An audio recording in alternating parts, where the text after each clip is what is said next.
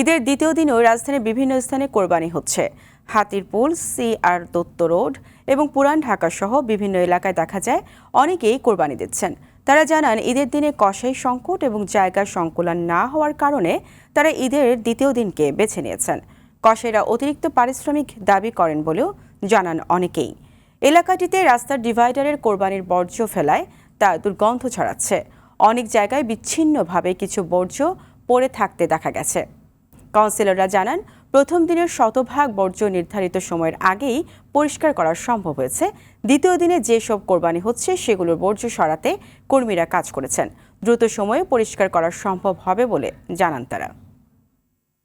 যে ঈদের দ্বিতীয় দিন একটু ভেজাল কম থাকে, কষাই জলদি আসে, এই কারণে ঈদের দ্বিতীয় দিন দেওয়াটাই সুবিধা মনে করি। 3টা গরু আমরা 3 ভাই দিই। দেখা যায় জায়গারও স্বল্পতার কারণ আছে, যে কারণে লোকেরও সময় কম। এ কারণে কালকে 2টা দিয়েছি, আজকে একটা দিয়েছি আর কি।